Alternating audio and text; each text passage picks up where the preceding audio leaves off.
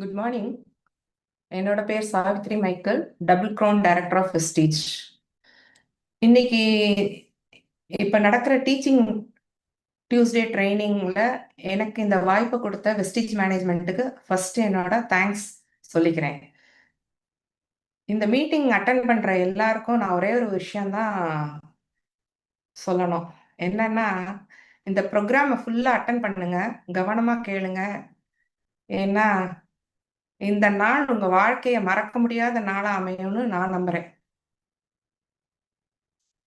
My success ஸ்டோரின்னு போட்டு கீழே future belongs to மீன்னு போட்டிருக்கு இல்லையா? ஃபியூச்சர் பிலாங்ஸ் டு மீங்கிறது எனக்கு போட்டது இல்லை. என்னுடைய ஃபியூச்சருக்கு என்னுடைய ஃபியூச்சர் என்னோட கையில, உங்க ஃபியூச்சர் உங்க கையில. அதுக்காக தான் ஃபியூச்சர் பிலாங்ஸ் டு மீன் போட்டிருக்கோம். அடுத்தது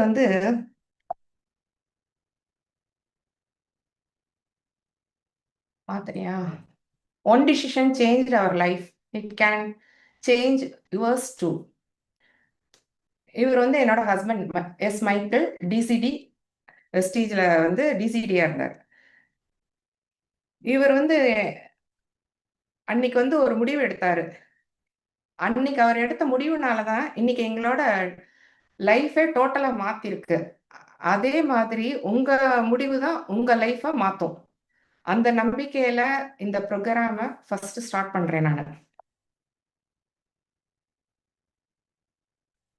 date of S Michael, date of joining 15th November 2010, PAN number எல்லாமே கொடுத்துருக்கு. அதுல பிஃபோர் வெஸ்டீஜ் நாங்க என்ன பண்ணோம் அப்படிங்கிறத உங்கள்கிட்ட நான் இப்ப ஷேர் பண்ணிக்கிறேன்.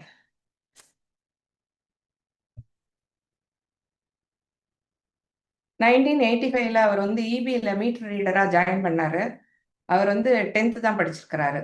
நானும் அவரும் லவ் மேரேஜ் பண்ணோம். அவர் கிறிஸ்டின், நான் ஒரு பிராமின் கம்யூனிட்டியில பிறந்தவர். ஆனா கல்யாணம் பண்றதுக்கு முன்னாடியே தம்பி தங்கச்சிக்கெல்லாம் கல்யாணம் பண்ணிட்டு தான் என்ன கல்யாணம் பண்ணுவேன்னு சொன்னாரு. அதே மாதிரிதான் பண்ணாரு.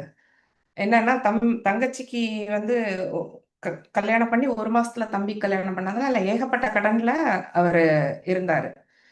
சோ அதனால என்ன கல்யாணம் பண்ணும்போது ரொம்ப கடன்ல தான் கல்யாணம் பண்ணதே. வேற வழி இல்லாம கல்யாணம் பண்ணிட்டோம். 2 பேருமே கல்யாணம் பண்ணிட்டோம். அதுக்கப்புறம் 2 மந்த்ஸ்லயே அவங்க அம்மா அப்பா சம்மதத்தோட அவங்க அம்மா அப்பாவே கல்யாணம் பண்ணி வச்சாங்க. 2 மந்த்ஸ் கழிச்சு என்ன பண்ணாங்கன்னா, அவங்க அம்மா அப்பா இந்த பிரச்சனையெல்லாம், கடன் பிரச்சனை எல்லாம் நிறைய இருக்கிறதுனால என்ன பண்ணிட்டாங்கன்னா, அவங்க தம்பியோட நாங்க போறோம் அப்படின்னு சொல்லிட்டு கிளம்பி போயிட்டாங்க. என்னன்னா, கிளம்பி போனது மட்டும் இல்லாம எங்களுக்கு அடுத்த வேலைக்கான ஒரு இதுவே இல்லை. சாப்பாட்டுக்கு கூட இல்லாம பண்ணிட்டு போயிட்டாங்க. ஏன்னா அன்னைக்குதான் நாங்க 2 பேருமே 2ஆம் தேதி நவம்பர் 2 என்னால மறக்க முடியாத நாள். நவம்பர் 2 அன்னைக்கு சம்பளம் வாங்கி 2 பேருமே கொடுக்குறோம். கொடுத்துட்டு அவர் ஆஃபீஸ் போயிட்டாரு. சாட்டர்டே எனக்கு ஆஃபீஸ் லீவு, நான் வீட்டில் இருக்கிறேன். என்கிட்ட சொன்னாங்க நிறைய கடன் இருக்கு, அது இருக்கு, இது இருக்கு, நாங்க அவரோட போறோம் அப்படின்னாங்க. நான் அவருக்கு ஃபோன் பண்ணி, அப்பெல்லாம் செல்போன்லாம் கிடையாது, அவருக்கு ஆஃபீஸ்க்கு ஃபோன் பண்ணி சொல்லியிருந்தேன். அவருக்கு சரி அவங்க அவங்க விருப்பம், என்ன பண்றாங்களோ பண்ணட்டும், நீ சொல்லி பாரு அப்படின்னு சொன்னாரு. ஏன்னா அதுக்கு முன்னாடியே கொஞ்சம் அவங்க எங்கள்கிட்ட கொஞ்சம் எப்படி இருந்தாங்கன்னா, 1 மாசம் வரைக்கும் நல்லா பேசிட்டு இருந்தாங்க. அதுக்கப்புறம் அவங்க தனியா சாப்பிட்றது, தனியா சமைக்கிறது அந்த மாதிரி பண்ண ஆரம்பிச்சிட்டாங்க. எனக்கெல்லாம் நான் அப்ப டான்ஜூர்ல ஒர்க் பண்ணிட்டு இருந்தேன். எனக்கு சாப்பாடு எல்லாம் கூட கொடுக்க மாட்டாங்க எங்க மாமியார். அதெல்லாம் பத்தி கூட இது பண்ண மாட்டேன். நான் போய் அங்க அம்மா வீட்டுல இருந்து சாப்பாடு வரும், சாப்பிட்டுக்குவேன். அம்மா அப்பா பேச மாட்டாங்க, ஆனா சாப்பாடு மட்டும் கொடுத்து விடுவாங்க, ஏன்னா நான் சாப்பிடலன்னு சொல்லிட்டு. அந்த மாதிரிதான் என்னோட லைஃப் அப்பெல்லாம் இருந்தது. அதுக்கு அடுத்தது அவரு வந்தாரு வீட்டுக்கு, ஒரே அழுன்னு அழுதாரு. இவங்களுக்காக நான் நிறைய செஞ்சிருக்கேன். ஏன்னா அவங்க ஒரு கூரை வீட்டுல தான் இருந்தாங்க. எங்க மாமியார், மாமனார், எங்க ஹஸ்பண்ட் எல்லாருமே ஒரு குடிசை வீட்டுல தான் இருந்தாங்க. அதெல்லாம் தெரிஞ்சுதான் நான் அவரை கல்யாணம் பண்ணது. ஏன்னா எங்க வீட்டுக்காரர் குணம் நல்ல குணம், கோவப்படுவாரே தவிர நல்ல குணம். அதனால தெரியும் எனக்கு, அவருடைய இதெல்லாம் பாஸ்ட் எல்லாம் எனக்கு தெரியும். அதனால பரவாயில்ல அப்படின்னு சொல்லிட்டு தான் கல்யாணம் பண்ணணும். ஆனா என்னன்னாக்கா, அவர் ஈபிக்கு வேலைக்கு போன உடனே அந்த குடிசை வீட்டுல இருந்து மாறி ஒரு நல்ல வாடகை வீடு பார்த்து டிவி, கட்டில் எல்லாமே வீட்டுக்கு வேணுங்கிறது சாமான்லாம் வாங்கி போட்டாரு. வாங்கி போட்டு தங்கச்சிக்கு தம்பிக்கும் கல்யாணம் பண்ணி வச்சாரு. எல்லாம் கல்யாணம் ஆச்சு, அவங்க எல்லாம் போனாங்க. எங்க மாமியார் மாமனாரும் எங்களை நெக்ஸ்ட் அடுத்த வேலைக்கு சாப்பாட்டுக்கு இல்லாம விட்டுட்டு போயிட்டாங்க. இதுதான் எங்களுடைய ஃபர்ஸ்ட் இது. மறுநாள் காலையில அவருடைய ஃப்ரெண்ட்ஸ் 2 பேரும் வந்தாங்க இந்த விஷயம் தெரிஞ்சு. வந்த உடனே என்ன சொன்னாங்க, "இவரு காஃபி போட்டு குடு" அப்படின்னாரு. 1 டம்ளர் இருந்துச்சு எங்க வீட்ல காஃபி போடுறதுக்கு. வேற டம்ளர் இல்ல. அப்ப நான் கேட்டேன், "2 பேர் வந்திருக்காங்களே" அப்படின்னு சொல்லிட்டு. அப்ப அந்த டீ கடையில கிளாஸ் இருக்கும் பார்த்தீங்களா? அந்த கிளாஸ்ல வந்து மண்ணு கொட்டி ஒரு பூ வச்சிருந்தாரு. அத கழுவி குடுத்தாரு. "இதுல காஃபி போடு" அப்படின்னு சொல்லி குடுத்தாரு. எங்களுடைய வாழ்க்கை அப்படிதான் ஃபர்ஸ்ட்டு ஆரம்பிச்சது. பக்கத்துல கடைக்காரங்க இருந்தாங்க. அவங்க எங்களுக்கு வந்து எல்லாமே வந்து கிரெடிட்ல கொஞ்சம் குடுத்தாங்க சாமான்லாம்.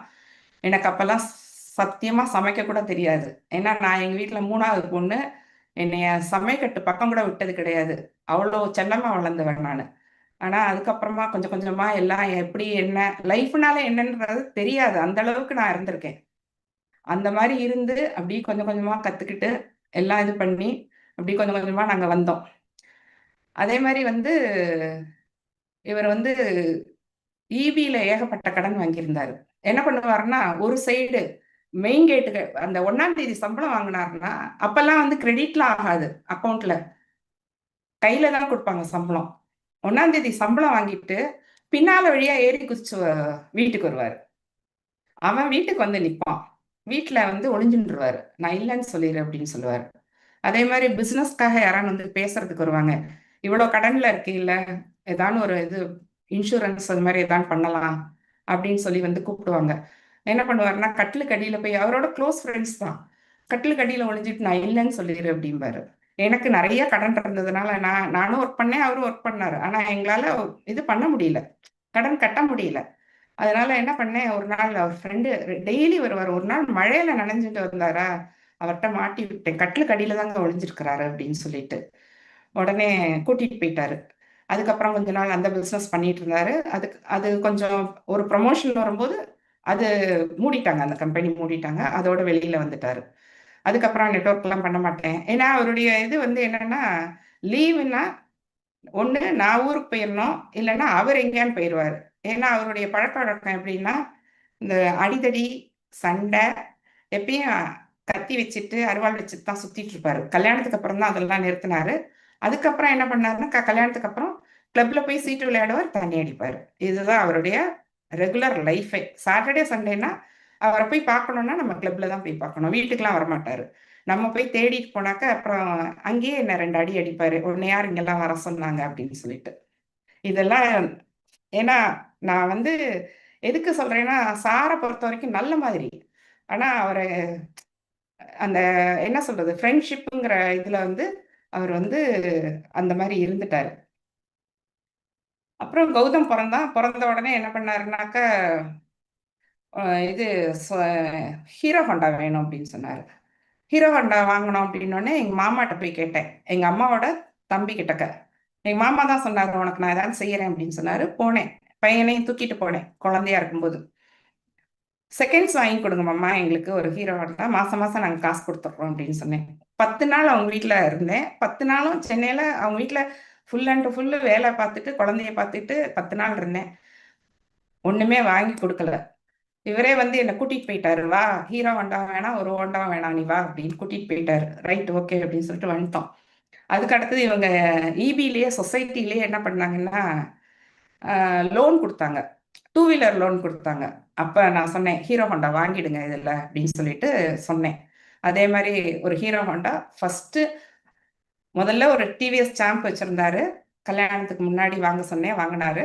செகண்ட் வந்து ஒரு ஹீரோ ஹோண்டா புது வண்டியே நாங்க வாங்குனது. அதுதான் முதல்ல வாங்குன வண்டி. அதுக்கப்புறமா அப்படியே சும்மா ஆஃபீஸ் போறது, வர்றது, ஏதானும் சின்ன சின்ன இது ஏதாவது பிசினஸ் கிடைச்சுச்சுன்னா பண்ணுவாரு. ரொம்ப பெரிய லெவல்லலாம் பண்ணல. ஏன்னா இவருக்கு விளையாடுறது சீட்டு விளையாடணும், கிளப்புக்கு போணும். இதுதான் அவருடைய இதுவே. அந்த நெட்வொர்க் மார்க்கெட்டிங்கிற அந்த இதுவே அவர்ட்ட வரவே இல்ல அப்பல்லாம்.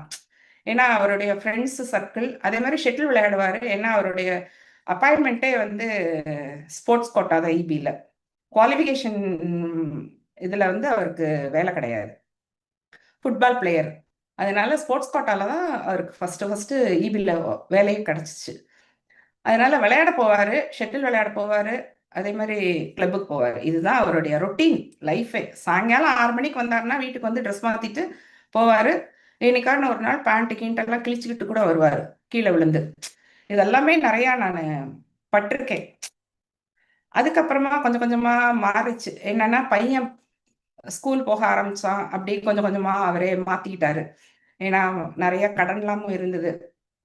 வீட்டை பொறுத்த வரைக்கும் ஒன்றும் சாமான்லாம் கிடையாது பெருசா. ஒரு கேஸ் ஸ்டவ், முதல்ல ஃபர்ஸ்ட் பம்ப் ஸ்டவ், அதுக்கப்புறம் ஒரு கேஸ் ஸ்டவ், அவ்வளவுதான். வேற எதுவுமே கிடையாது வீட்டில்.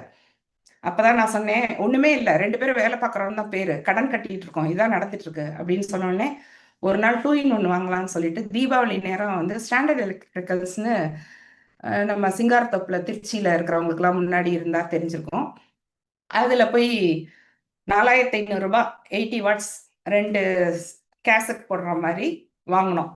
அந்த கேசட் போடுற மாதிரி வாங்குறதுக்கு போனோம். 1500 ரூபாய் போட்டுட்டு 3000 ரூபாய் டியூ கட்டலான்னு சொல்லிட்டு உட்கார வச்சான். நான் பக்கத்து வீட்டில் பையனை விட்டுட்டு போயிருக்கேன்.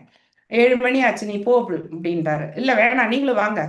வேண்டாம், அப்புறம் நம்ம காசு சேர்த்தே வாங்கிக்கலாம் அப்படின்னு. இல்லை இல்லை, நான் வாங்கிட்டு வரேன். ராத்திரி 9:30 மணிக்கு 2 in 1 வந்தாரு.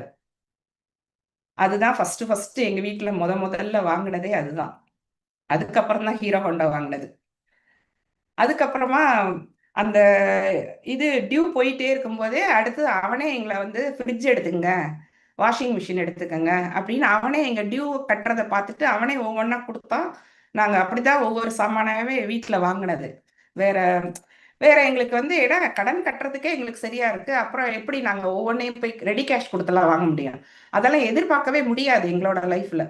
அப்படியே ஒவ்வொரு இதுவா ஒவ்வொரு பொருளா நாங்க ஃப்ரிட்ஜு, வாஷிங் மிஷினு, டிவி எல்லாமே அப்பதான் ஒவ்வொன்றா வாங்க ஆரம்பிச்சோம். இது மாதிரிதான் லைஃப் போச்சு. அதுக்கு அடுத்தது வந்து உம் என்ன சொல்றது, 2000ல வந்து ஒரு கம்பெனி, நெட்வொர்க் மார்க்கெட்டிங் கம்பெனியில் ஜாயின் பண்ணாரு. 2000லேருந்து 2005 வரைக்கும் அவர் ஜாயின் பண்ணி அந்த கம்பெனியில் கிட்டத்தட்ட ஒரு 5-6 கார் வாங்கினாரு. 6 கார் வாங்கினாரு. எனக்கு ஒரு ஸ்கூட்டி வாங்கி கொடுத்தாரு. ஆனால் 2006ல் என்னாச்சுன்னா அந்த கம்பெனியை விட்டு 2005ல் அந்த கம்பெனியை விட்டு வெளியே வந்தார். வெளியே வந்த உடனே என்ன ஆயிடுச்சுன்னா அந்த கடைசியாக வாங்கின காருக்கு வந்து டியூ கட்டலை. டியூ கட்டாமல் என்ன பண்ணோம், கொண்டு போய் ஃப்ரெண்டு வீட்டில் ஒழிச்சு வச்சிட்டோம். ஏன்னா வந்து தூக்கின்னு போயிடுவான்ல காரை, அதனால ஃப்ரெண்டு வீட்டில் கொண்டு போய் ஒழிச்சு வச்சிட்டோம். ஒழிச்சு வச்ச உடனே ஒரு நாள் நான் சொன்னேன், கார் எடுத்துட்டு வாங்க, கோவிலுக்கு போகணும் அப்படின்னு சொன்னேன். அதனால நைட்டு ஒரு 7 மணிக்கு போய் எடுத்துட்டு வரேன். பகல்ல எடுத்துட்டு வந்தா யாராவது தூக்கின்னு போயிடுவாங்க அப்படின்னு சொல்லிட்டு 7 மணிக்கு மேல போய் எடுத்துட்டு வந்தாரு. அவர் வந்து காரை வாசல்ல வச்சுட்டு போய் குளிச்சுட்டு வந்தாரு. நான் கேட்டேன், கார் எங்க ரோட்ல இருக்கா? ஏன்னா நாங்க சந்துக்குள்ள இருந்தோம். வீட்டு வாசல்ல இருக்கா, ரோட்ல இருக்கான்னு கேட்டோடனே அவர் சொன்னாரு, இல்ல எய்த்த மாதிரி தானே எடுத்திருக்கேங்க. சரின்னு வீட்டு வாசல்ல வந்து ரொம்ப நாள் ஆச்சு அந்த காரை பார்த்து அப்படின்னு சொல்லிட்டு வந்து பாக்குறேன், காரை காணோம். ஏன்னா அந்த காரோட ஃபைனான்சியர் வந்து அவங்க வந்து ஃபாலோ பண்ணிட்டே இருந்திருக்காங்க, என்னைக்கு நம்ம அந்த காரை வந்து தூக்கலாம்னு சொல்லிட்டு கரெக்டா அன்னைக்கு தூக்கிட்டு போயிட்டாங்க. அதே மாதிரி அந்த கம்பெனியை விட்டு வெளியில வரும்போது இவர் கூட இருந்தாரு ஒருத்தர், அவர் என்ன பண்ணாரு, 2 வீலர் எடுத்துட்டு போயிட்டாரு. இன்னொன்னு வந்து ஒரு பையனுக்கு இவர் ஷூரிட்டி போட்டபோது அவன் ஃபைனான்ஸ்காரன் வந்தான், ஸ்கூட்டி எடுத்துட்டு போயிட்டான். அப்ப இவர் எப்படி போவாரு, வெளியில எங்க போவாரு? நடந்துதான் போகணும். கேப் போட்டு நடந்தே போயிட்டு வருவாரு. அப்பதான் என்ன பண்ணாரு, இபி வேலையை விட்டுட்டாரு. ஏன்னா இபில ரொம்ப பெருமையா சொல்லுவாரு, நான் நெட்வொர்க் பண்றேன், நல்லா சூப்பரா இருக்கு. ஏன்னா அந்த 2000 to 2005 ஒரு கம்பெனில இருந்ததுனால வரிசையா ஒரு காரா வாங்கி 5 காரு, இந்த காரை விற்கிறது அடுத்த காரு, ஏன்னா நல்ல அடி காரு. அதனால காரை வித்து வித்து வாங்கினே இருந்ததுனால உடனே என்ன பண்ணிட்டாரு, டக்குன்னு நான் வந்து அப்படியே அந்த ஸ்டேட்டஸ்ல இருக்கேன், இந்த ஸ்டேட்டஸ்ல இருக்கிறேன் அப்படின்லாம் எல்லார்ட்டையும் சொன்னதுனால அவரு திருப்பி இபி வேலைக்கு நான் போக முடியாது அப்படின்னு சொல்றாரு. சொன்ன உடனே என்ன ஆயிடுச்சுனாக்க 2006ல் விஆர்எஸ் கொடுத்துட்டாரு. நான் வேண்டாம் அப்படின்னு சொன்னேன். வேண்டாம், இதையே பாருங்க, நம்ம அந்த கடன்லாம் ஓரளவுக்கு அடைச்சு நம்ம ஓரளவுக்கு வந்துட்டோம். நம்ம இப்ப திருப்பியும் வந்து நீங்க வேலைக்கு போகலைன்னா ரொம்ப கஷ்டம் அப்படின்ட்டு சொன்னேன். இல்லை, என்னால சத்தியமா இனிமே வேலைக்கு போக முடியாது அப்படின்னு பிடிவாதமா இருந்தாரு. ஆனா ஒன்னே ஒண்ணு சொல்றேன், நல்ல ஒரு கம்பெனி வரும், நான் எடுப்பேன். கடைசியா எனக்கு ஒரு வாய்ப்பு கொடு, நல்ல ஒரு நெட்வொர்க் கம்பெனி வரும், அதை நான் எடுப்பேன், சக்சஸ் பண்ணுவேன் அப்படின்ட்டு சொன்னாரு. அதுதான் 2010ல் வெஸ்டீஜ் எடுத்தாரு.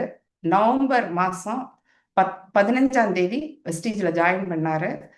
அதுலேருந்து வந்து எங்களுடைய வாழ்க்கை தரமே மாறிச்சு. நான் வந்து கௌதம் இதை ஹேண்ட் ஓவர் பண்றேன். இனிமே கௌதம் கண்டினியூ பண்ணுவோம். Thank you. Okay okay okay okay, எல்லாருக்கும் வணக்கம். ஸோ இந்த டீச்சிங் டியூஸ்டே ப்ரோக்ராமில் கனெக்ட் ஆகிருக்கிறவங்க எல்லாரையும் ஃபர்ஸ்ட் வந்து ரொம்ப சந்தோஷமாக வெல்கம் பண்ணுறோம். ஏன்னா இந்த வாய்ப்பு வந்து ரொம்ப ரொம்ப முக்கியமான வாய்ப்பு. வெஸ்டீஜ் அப்படிங்கிற இந்த வாய்ப்பு ரொம்ப ரொம்ப முக்கியமான வாய்ப்பு. அம்மா சொல்லும்போது ஒரு விஷயம் தெளிவாக சொன்னாங்க. அதாவது நிறைய கடன் இருந்துச்சு, கடன் வாங்கி கடன் அடைக்கிற நிலைமையில தான் இருந்தோம். இன்ஃபேக்ட் இதெல்லாம் எனக்கு தெரியுமான்னு கேட்டிங்கன்னா எனக்கு தெரியாது. அதனால தான் அந்த விஷயங்களை பற்றி அவங்க சொன்னால் நல்லா இருக்கும் அப்படின்னு சொல்லிட்டு சொன்னேன். பட் எங்கள் அப்பா வெஸ்டீஜ் ஸ்டார்ட் பண்ணது 2010ல். அவங்க சொன்னாங்க இல்லையா, நல்ல கம்பெனியில் ஜாயின் பண்ணணும் அப்படின்னு சொல்லி ஒரு முடிவு எடுத்து ஜாயின் பண்ண கம்பெனி வெஸ்டீஜ் அப்படின்னு சொன்னாங்க. ஸோ எஸ், ஒரு 3 காரணங்கள் எங்கள் அப்பாவுக்கு தேவைப்பட்டது. வெஸ்டீஜ் மாதிரி ஒரு கம்பெனி கிடைக்கணும் அப்படின்னு சொல்லி வெயிட் பண்ணி வெயிட் பண்ணி வெயிட் பண்ணி எடுத்த கம்பெனி தான் வெஸ்டீஜ். எத்தனை வருஷம் வெயிட் பண்ணோம்னா 2006லேருந்து 2011 வரைக்கும் கிட்டத்தட்ட 4-5 வருடங்கள் கிட்டத்தட்ட காத்திருந்து காத்திருந்து காத்திருந்து நல்ல கம்பெனி கிடைக்கணும்னு வெயிட் பண்ணி எடுத்தது தான் வெஸ்டீஜ். அதுக்கு முன்னாடி இபியில் வேலை பார்த்தாருன்னு சொன்னாங்க. இபிங்கிறது ஒரு கவர்மெண்ட் வேலை. கவர்மெண்ட் வேலையை யாராவது விடுவாங்களா அப்படின்னு கேட்டால் அதுக்கு காரணம் அவங்க சொல்லியிருந்தாங்க.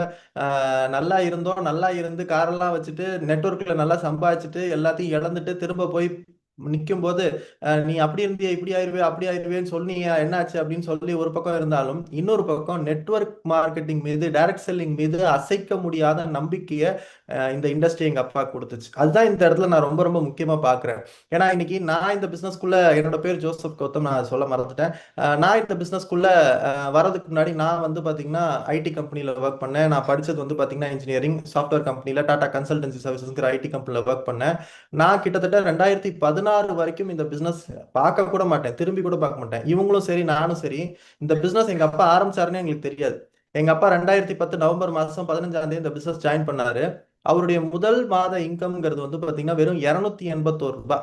இந்த 281 ரூபாய்க்காக எங்க அப்பா செஞ்ச வேலை என்ன அப்படின்னு பாத்தீங்கன்னா, வீட்டுக்கு ப்ராடக்ட் வாங்கிட்டு இந்த பிசினஸை பத்தி மற்றவங்கள்ட்ட சொல்லணும்னு சொல்லிட்டு ஒரு 30 பேர் லிஸ்ட் எடுத்து ஒவ்வொருத்தரையா போய் பார்க்குறாரு. முதல் 12 பேர் வந்து பார்த்தீங்கன்னா நிராகரிச்சாங்க. ஆனா அவர் கான்ஃபிடண்டா நின்னாரு. அது மட்டும் இல்லாம 13, 14, 15 நம்ம என்ன தவறு செய்றோம்?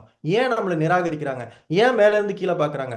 உங்களுக்கெல்லாம் அறிவே இல்லையா? இவ்வளோ இழந்திருக்கீங்க, இவ்வளோ கடன் வாங்கி, இவ்வளோ கடன் ஆயிட்டீங்க, இபி வேலையை போய் விட்டுருக்கீங்க, எதுக்கு இதை தூக்கிட்டு சுத்துறீங்க? ஒழுங்கா இபிலேயே வேலை பார்த்துருக்கான்ல இப்படின்னு கேட்ட காலம்லாம் உண்டு. ஆனா அதையும் தாண்டி இந்த வியாபாரத்துல நின்னதுக்கு நான் சொன்னேன் இல்லையா, நல்ல கம்பெனி வரும். அந்த நல்ல கம்பெனியில 3 விஷயங்கள் எதிர்பார்த்தாங்க. ஒண்ணு என்ன அப்படின்னு பாத்தீங்கன்னா, உள்ள வர கேட்டு வந்து ரொம்ப எளிமையா இருக்கணும். வெஸ்டீஜ்ல பாத்தீங்கன்னா இன்வெஸ்ட்மெண்ட்டே கிடையாது. வெஸ்டீஜ்ல எந்த ஒரு இன்வெஸ்ட்மெண்ட்டும் 10,000மோ 5,000மோ 1,00,000மோ அன்னைக்கு இல்ல, அன்னைக்கும் கிடையாது, என்னைக்குமே கிடையாது. ஸ்டார்டிங்ல இருந்து இன்னி வரைக்கும் கிடையவே கிடையாது. அப்ப எல்லா தரப்பட்ட மக்களும் உள்ள வரக்கூடிய ஒரு வாய்ப்பா இந்த வாய்ப்பு இருக்கு. ஒண்ணு. ரெண்டாவது வந்து பாத்தீங்கன்னா, வெஸ்டீஜ்ல நீங்க கொடுக்குற பணத்தையும் வாங்குற ப்ராடக்டையும் ஒரு திராசுல வச்சு பாத்தீங்கன்னா, அதனுடைய தரம் வந்து உலகத்தரமா இருக்கணும், ஈக்குவலா இருக்கணும், காசுக்கேத்த ஒரு தோசையா இருக்கணும் அப்படின்னு எங்க அப்பா ஆசைப்பட்டாரு. எஸ், உலகத்தரமான ப்ராடக்டா இன்னைக்கு வெஸ்டீஜ் இருக்கிறதுனாலதான் இந்த அளவுக்கு இன்னைக்கு வெஸ்டீஜ் 22 வருடங்களை தாண்டி இன்னைக்கு சக்சஸ்ஃபுல்லா ரன் பண்ணிட்டு இருக்காங்க. மூன்றாவது விஷயம் என்னன்னா, இதுதான் ரொம்ப முக்கியமான விஷயம். எங்க அப்பா ஒரே ஒரு விஷயத்துக்காக தான் இந்த பிசினஸ்க்குள்ள, இந்த இந்த மூணாவது விஷயத்துக்காக தான் மெயினா வந்தார். அது என்னன்னா, நான் இன்னைக்கு போடுற உழைப்பு எனக்கானது மட்டும் இல்லாம என்னுடைய அடுத்த தலைமுறையினருக்கான உழைப்பாவும் அது இருக்கணும். இன்னைக்கு நான் வேலை செய்யறேன்னா அது எனக்கான வருமானத்தை மட்டும் கொடுக்காம என்னுடைய அடுத்த ஜெனரேஷனுக்கான வருமானத்தையும் அது கொடுக்கணும். அப்படியாப்பட்ட ஒரு கம்பெனியா இருந்தாதான் நான் அந்த கம்பெனிக்குள்ள போவேன். அந்த கம்பெனி லாங் லாஸ்டிங்கா இருக்குங்கிற நம்பிக்கை எனக்கு வந்தாதான் அந்த கம்பெனிக்குள்ள போவேன்னு சொல்லி சூஸ் பண்ணி, கிட்டத்தட்ட இந்த வியாபாரத்தை பத்தி எங்களுக்கு சொன்னாங்க. ஒருத்தங்க வந்து பாத்தீங்கன்னா பிஹெச்எல்ல மிஸ்டர் முத்தையா சார் அப்படின்னு இருக்கிறாங்க. அவங்க திருச்சியில இருக்கிறாங்க. அவங்க வந்து பாத்தீங்கன்னா இந்த பிசினஸ் எடுத்து அவங்க மூலியமா மிஸ்டர் ஜெயராஜ்ங்கிற ஒரு மூலியமா எங்களுக்கு இந்த பிசினஸ் வந்தது. கிட்டத்தட்ட 3 மாதம் இந்த வியாபாரத்தை எடுக்காம, இந்த வியாபாரம் என்ன என்ன என்னன்னு ஜாயின் பண்ணவே இல்லை. கேட்டுட்டு கேட்டுட்டு அனுப்பிச்சு அனுப்பிச்சு விடுவாங்க. கடைசியா 3 மாசம் கழிச்சு தான் ஜாயின் பண்ணாங்க. அப்ப ஜாயின் பண்ணி இந்த பிசினஸ்ல முதல் 12 பேர் ரிஜெக்ட் பண்ணாலும் தொடர்ந்து எங்க அப்பா இந்த பிசினஸ் பண்ணார். பண்ணதன் விளைவா என்னாச்சுன்னா 13, 14, 15 பார்த்ததன் விளைவு எங்க அப்பா கீழே ஒரு 6 பேர் வெஸ்டீஜ்ல ப்ராடக்ட் வாங்கினாங்க. முதல் மாத இன்கம் 281. ஆனா அது அங்கே ஆரம்பிச்சது அப்படியே ஸ்மூத்தாலாம் டிராவல் ஆகலைங்க. எவ்வளோ ஹையஸ்ட் இன்கம் மட்டும் சொல்றேன். அதுக்கப்புறம் ஃபைனலா என்னென்ன விஷயங்கள் நாங்க கஷ்டப்பட்டோம், இந்த பிசினஸ்க்காக என்னெல்லாம் சிரமப்பட்டிருக்கோம், என்னெல்லாம் எங்களுக்கு சேலஞ்சஸ் வந்தது அப்படிங்கிறதையும் உங்க கூட ஷேர் பண்ணணும்னு நினைக்கிறேன். எங்க அப்பாவுடைய ஹையஸ்ட் இன்கம் வெஸ்டீஜ் மூலியமா ஒரு மாசம் 4,05,162 ரூபாய். நீங்க யோசிச்சு பாருங்க, எங்க அம்மா சொன்ன ஹிஸ்டரி எல்லாம் கேட்டுட்டு இந்த மாதிரி ஒரு வருமானம் மாதா மாதம் வந்தா எப்படி இருக்கும்னு பாருங்க. ஒரு 3ல இருந்து 3.5 லட்சம் ரூபாய் ஆவரேஜ் இன்கம் வெஸ்டீஜ் மூலியமா நாங்க சம்பாதிச்சிருக்கோம். ஸோ இது இல்லாம ஹையஸ்ட் இன்கம் 4,05,000. இது இல்லாம பாத்தீங்கன்னா இது ஆவரேஜ் இன்கம்ங்க. முதல் வருடம் ஆவரேஜ் இன்கம் 5,212, ரெண்டாவது வருடம் ஆவரேஜ் இன்கம் 54,000, மூணாவது வருடம் ஆவரேஜ் இன்கம்னா 12 மாசத்தையும் கூட்டி 12ஆல வகுக்கும் போது ஆவரேஜ் பார்த்துடலாம். மூணாவது வருட ஆவரேஜ் இன்கம் 1,48,000, 4வது வருஷம் 2,91, 5வது வருஷம் 3, 6வது வருஷம் 3,26, 7வது வருஷம் 2,88, 8 3,38, 9 2,88, 10 3,07,000. இப்ப யோசிச்சு பாருங்க, ஒரு முதல் 5 ஆண்டுகள்ல எங்களுடைய டோட்டல் லைஃபுமே டோட்டலா சேஞ்ச் ஆச்சு. இன்னொன்னு, 5,000 ரூபாய் ஒரு வருமானம் சம்பாதிக்கின்ற ஒரு வேலையில இருக்கிறோம் அப்படின்னா அடுத்த வருஷம் 54,000 ரூபாய் சராசரி வருமானம், ஆவரேஜ் வருமானமா எங்கேயாவது கிடைக்குமானா கண்டிப்பா கிடைக்காது. ஆனா எந்த என்ன சொல்றது, எந்த ஒரு பெரிய நாலேஜோ பெருசா படிச்சதோ அதெல்லாம் எதுவுமே இல்லை. ஒன்னே ஒண்ணு என்னன்னா, நம்ம வீட்டுல இருக்கக்கூடிய பிரச்சனைய எப்படியாவது சால்வ் பண்ணணும், நம்மளோட கடனை கண்டிப்பா வெட்டி எறியணும். ஏன்னா கடன் வாங்கி கடன் அடைச்சிட்டு இருக்கோம், கடன் வாங்கி கடன் அடைச்சிட்டு இருக்கோம். நெட்வொர்க்ல மட்டும்தான் நம்ம லைஃப் மாறும். அந்த நம்பிக்கை கிடைச்சது. அது எங்க இருந்து கிடைச்சதுங்கிறதையும் நான் உங்களுக்கு அடுத்து கடைசியா சொல்றேன். ஸோ இது இல்லாம இந்த பிசினஸ் மூலியமா டிராவல் ஃபண்ட் அப்படின்னு சொல்லக்கூடிய அந்த டிராவல் ஃபண்ட் மூலியமா வெஸ்டீஜ்ல 20 நாடுகளை சுத்தி பார்ப்பதற்கான வாய்ப்பை எங்க அப்பா கொடுத்துருக்காங்க இது வரைக்கும். அதுல முதல் கண்ட்ரி பாத்தீங்கன்னா பிரான்ஸ், பெல்ஜியம், நெதர்லாந்து அப்படின்னு சொல்லக்கூடிய முதல் சுற்றுலா. அதாவது வாழ்க்கையில பிளைட்டே ஏறாத ஒரு மனுஷன் இந்த பிசினஸ் மூலியமா பிளைட் ஏறினாரு. இந்த லாஸ்ட்ல இருக்காரு பாருங்க, நம்ம ராஜன் சார் பக்கத்துல இருக்காரு பாருங்க. ஸோ இந்த இடத்துல முதல்ல ஃபாரின் ட்ரிப் போனதுக்கான வாய்ப்பு கிடைச்சது. அதுக்கப்புறம் இது அந்த அந்த அந்த என்டையர் ட்ரிப்ல கம்பெனி மேனேஜ்மெண்ட்ல இருந்து வந்தவங்க 2012 போன ட்ரிப்பு. அதுக்கப்புறம் பாத்தீங்கன்னா துபாயில பாத்தீங்கன்னா நாங்க ரொம்ப ரொம்ப இன்ஸ்பயர் பண்ணக்கூடிய ஒரு பர்சன் இவரு மிஸ்டர் மாரியப்பன் சார், ராஜபாளையத்துல இருக்கிறாங்க.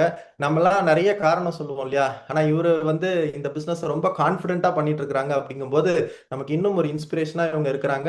அடுத்தது பாத்தீங்கன்னா ஆஸ்திரேலியாங்கிற ட்ரிப்பு, அதுக்கப்புறம் பாத்தீங்கன்னா சைனாங்கிற ஃபாரின் ட்ரிப்பு, ரஷ்யாங்கிற ஃபாரின் ட்ரிப்பு, தாய்லாந்து, பேங்காக், புக்கெட்ங்கிற ஃபாரின் ட்ரிப்பு, டர்க்கிங்கிற ஃபாரின் ட்ரிப்.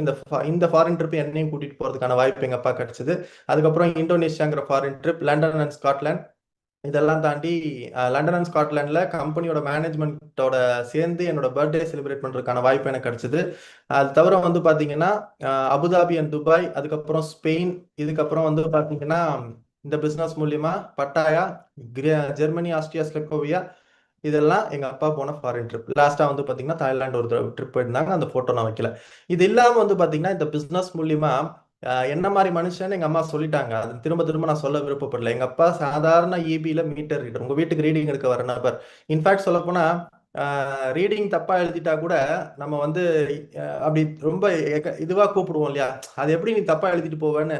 அந்த மாதிரி ஒவ்வொரு நாளும் பல கஷ்டங்களை சுமைகளை தாண்டி தான் இந்த இடத்துக்கு வந்திருக்கிறோம். இந்த பிசினஸ் மட்டும் கிடைக்கலன்னு வச்சுக்கோங்களேன், அந்த ஒரு முடிவு மட்டும் தப்பா எடுத்திருந்தாருன்னா இன்னைக்கு இந்த மாதிரி லைஃப் இருக்குமான்னு தெரியல. ஏன்னா 2012 8ஆம் தேதி ஆகஸ்ட் மாசம் ஒரு முடிவு எடுத்தாரு. அது என்ன அப்படின்னா, வெஸ்டீஜ்ல பென்ஸ் வாங்க முடியுமா, ராஜன் சாரால பென்ஸ் வாங்க முடியுமா, அதுவும் அவரோட பொண்ணுக்கு அதை பரிசா கொடுக்க முடியுமா, அப்ப நம்ம ஏன் நம்ம பிள்ளைக்கு அதே மாதிரி ஒரு கார் வாங்கி கொடுக்க கூடாதுன்னு முடிவு பண்ணி 8/8/2012, 8/8/2014 24 மாசத்துல இந்த வியாபாரத்தின் மூலியமா நான் ஒரு பென்ஸோ, BMW, ஆடியோ வாங்குவேன்னு சொல்லி ஒவ்வொரு நாளும் உச்சரிச்சதன் விளைவு 8/8/2012, 8/8/2014 24 மாசத்துல வெஸ்டீஜ் மூலியமாக 44 லட்சம் ரூபாய் மதிப்புள்ள 3 சீரிஸ் கார் எனக்கு கிஃப்டா எங்க அப்பா கொடுத்தாரு.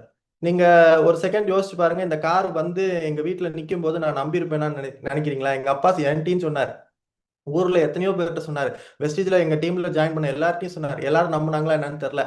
ஆனா வீட்டுல இருந்த நானும் எங்க அம்மாவும் நம்பவே இல்லை. இன்ஃபேக்ட் இந்த கார் வாங்க போறேன்னு சொன்னோன்னே எங்க அம்மா ஃபர்ஸ்ட் சொன்னாங்க, என்ன சொன்னாங்கன்னா, கார் வாங்குறது பிரச்சனை இல்லை, காரை எங்க நிறுத்துவீங்கன்னு கேட்டாங்க. சரிங்களா?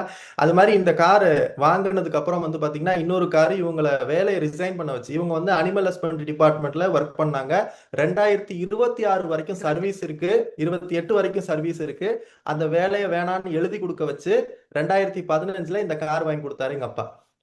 ஸோ அந்த காரு எங்க நிறுத்துவீங்கன்னு கேட்டதுக்கு எங்க அப்பா என்ன பண்ணாருன்னா, இந்த பிசினஸ் மூலியமா வெறும் 3 வருஷத்துல சொந்த ப்ராப்பர்ட்டி ஒரு அபார்ட்மெண்ட் வாங்கணும், 2 கார் பார்க்கிங்கோட வேணும்னு சொல்லி வாங்கினார். இன்னைக்கு அந்த ப்ராப்பர்ட்டி வாங்கும்போது பாத்தீங்கன்னா நியர்பை 60 lakhs, இன்னைக்கு 1 crore rupees அதோட வேல்யூ. இதெல்லாம் தாண்டி 2014 பாத்தீங்கன்னா அதாவது இது ரொம்ப முக்கியமான விஷயம். என்னோட பேர் நான் ஏற்கனவே சொன்னேன், என்னோட பேர் தான் இங்க போட்டிருக்கேன். என்னோட பேர் ஜோசப் கௌதம். நான் ஜாயின் பண்ண டேட் பாருங்க, 15 நவம்பர் 2010. எல்லாருக்குமே நீங்க எப்ப ஜாயின் பண்ணீங்கிறது உங்களுக்கு தெரிஞ்சிருக்கும். ஆனா நான் ஜாயின் பண்ணதே தெரியாது. ஏன்னா எனக்கு ஜாயினிங் போட்டது எங்க அப்பா. ஜாயினிங் எனக்கு போட்டுட்டு தான் அவருக்கே ஜாயினிங் போட்டார். இன்ஃபேக்ட் எங்க அப்பாவோட அப்ளைன் நான் தான். இதை ஏன் நான் இந்த இடத்துல சொல்றேன் அப்படின்னா, இன்னைக்கு எத்தனை பேர் ஐடி போடும்போது நமக்கு ஐடி போடுறதுக்கே நம்ம யோசிச்சுட்டு இருக்கோம். ஆனா எங்க அப்பா ஐடி போடும்போது என் பையனுக்கு ஃபர்ஸ்ட் போடுங்க, அதுக்கப்புறம் எனக்கு போடுங்கன்னு சொன்னாரு அப்படின்னு சொன்னா எவ்வளவு கான்பிடென்ட்டா இந்த பிசினஸ் எடுத்திருக்காருன்னு பாருங்க. ஏன்னா நான் வந்து இந்த காலேஜ்ல படிச்சேங்க. 2016 தான் இந்த பிசினஸ்குள்ள வந்தேன். சாஸ்திரா யூனிவர்சிட்டின்னு சொல்லக்கூடிய திருச்சி தஞ்சாவூர் போற வழியில one of the best university சொல்லலாம். அங்க இன்ஜினியரிங் பண்ணி முடிச்சேன். இன்ஜினியரிங் பண்ணி முடிச்ச கையோட பாத்தீங்கன்னா எனக்கு வேலை கிடைச்சது டாடா கன்சல்டன்சி சர்வீசஸ் அப்படின்னு சொல்லக்கூடிய ஐடி கம்பெனில ஒர்க் பண்ணேன். 2014 இருந்து 16 வரைக்கும் ஒர்க் பண்ணேன். ஆவரேஜ் சேலரி வந்து பாத்தீங்கன்னா 40,000 ரூபாய் அங்க சம்பளம் வாங்கினேன். ஆனா 2010 எங்க அப்பா யோசிச்ச விஷயம், நம்ம பையன் எப்படியா இருந்தாலும் இன்ஜினியரிங் படிச்சுட்டு இருக்கான், நாளைக்கு வேலைக்கு போறான், அவனுக்கும் நம்மளோட நிலைமை இருந்துச்சுன்னா என்ன பண்ணுவான், அப்ப அவனுக்கு நம்ம ஏதாவது ஒண்ணு செய்யணும், ஏதாவது ஒண்ணு செஞ்சு வைக்கணும்னு சொல்லி எங்க அப்பா எனக்கு ஃபர்ஸ்ட் ஐடி போட்டார். அப்ப யோசிச்சு பாருங்க எவ்வளவு கான்பிடன்ஸ் இந்த பிசினஸ் மேல அவருக்கு. ஏன்னா network marketing, direct selling industry மேல யாரு கான்பிடென்ட்டா இருக்கீங்களோ நிச்சயமா பெரிய லெவல்ல ஜெயிக்கலாங்கிறதுக்கு எங்க ஃபேமிலி ஒரு மிகப்பெரிய உதாரணமா நான் இங்க பாக்குறேன். ரைட். ஸோ நான் இந்த பிசினஸ்குள்ள 2016 வரைக்கும் வரவே இல்லைங்க. ஏன் வரல அப்படின்னு கேட்டீங்கன்னா, நம்ம படிச்ச படிப்புக்கு போய் எப்படி ஒவ்வொருத்தர்கிட்டயா பேசுறது, நம்ம போய் எப்படி ஒவ்வொருத்தர்கிட்டயா பேசி கன்வின்ஸ் பண்றது, சோப்பு பேஸ்ட் எல்லாம் விக்கிறியா மாப்பிள்ளைன்னு நம்மளை பார்த்து கேட்பாங்களே, இதுக்கெல்லாம் என்ன பதில் சொல்றது, இதெல்லாம் நமக்கு செட் ஆகுமா, நம்ம படிச்சுட்டு நம்ம ஏசியில ரூம்ல ஜாலியா இது பண்ணிட்டு இருக்கலாமே. அப்படிதான் நானும் இருந்தேன். இதெல்லாம் ஆள் பிடிக்கிற வேலை, இதெல்லாம் பொருள் விற்கிற வேலை, இதெல்லாம் நமக்கு செட் ஆகாதுன்னு தான் நான் இருந்தேன். எங்க அப்பாவையே நீ எத்தனை மாசம் இந்த காருக்கு இஎம்ஐ கட்டுறன்னு பாக்குறேன்ப்பான்னு நான் கேட்டவன் தான் நான். ஆனா இன்னைக்கு உங்க முன்னால இதே வெஸ்டீஜ் யூனிஃபார்ம்ல பேசுறத பெருமையா நினைக்கிறேன். ஏன்னா இந்த பிசினஸ பத்தி நான் காதால கேட்க மாட்டேன்ட்டேன், கண்ணால பார்க்க மாட்டேன்ட்டேன், இது என்னன்னு கொஞ்சம் கூட அண்டர்ஸ்டாண்ட் பண்றதுக்கு கொஞ்சோண்டு நேரம் கூட கொடுக்க மாட்டேன்ட்டேன். அதுதான் பிரச்சனை.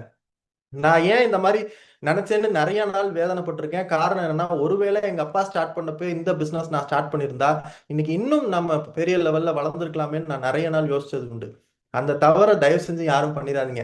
நெட்வொர்க் மார்க்கெட்டிங் அப்படின்னாலே அந்த கம்பெனி மாதிரி இருக்கும், இந்த கம்பெனி மாதிரி இருக்கும், அதுல போய் அவர் ஜெயிச்சாரா, இதுல போய் இவர் ஜெயிச்சாரா அப்படின்னு நிறைய பேர் பேசுறாங்களே, அந்த மாதிரி ஒருத்தனா இருந்தவன் இன்னைக்கு இந்த பிசினஸ் உலகத்திலேயே எந்த ஒரு என்ன சொல்றது நெட்வொர்க் மார்க்கெட்டிங் இல்ல, எந்த ஒரு பிசினஸ் மாடலாலும் கொடுக்க முடியாத ஒரு லைஃப் ஸ்டைலை இந்த பிசினஸ் மாடல் கொடுக்குங்கிறதுல ஆணித்தனமான உண்மை இருக்குன்னு நான் நம்புறேன். உங்களுக்கும் அதை சொல்றேன். ஏன் அப்படின்னா, நம்ம வந்து ஒரு சொந்த தொழில் பண்ணணும்னா சத்தியமா முடியாது. முதலீடு போட்டு சத்தியமா முடியாது. ஆனா எந்த சொந்த தொழில் பண்ணாலும் அங்க என்ன பண்றோமோ அதை வெஸ்டீஜ்லயும் அதான் பண்றோம். ஆனா வெஸ்டீஜ் நமக்கு அவ்வளவு பேக் போன் சப்போர்ட்டா இருக்கு. அப்ப நான் 2016 இந்த பிசினஸ் எடுக்கணும்னு முடிவு பண்ணேன். இன்னொரு காரணம் என்னன்னா, நான் வேலை செஞ்ச இடத்துல எனக்கு சம்பளம் வந்தாலும் எங்க அப்பாக்கு என்ன நிலைமையோ அதான் எனக்கும் நிலைமை, இவங்களுக்கு என்ன நிலைமையோ அதான் எனக்கும் நிலைமையா இருந்துச்சு. 40,000 ரூபாய் சம்பளம் வரும், 1ஆம் தேதி வரும், 10ஆம் தேதி 12ஆம் தேதி பாத்தீங்கன்னா அந்த பணம் எங்க போச்சுன்னே தெரியாது.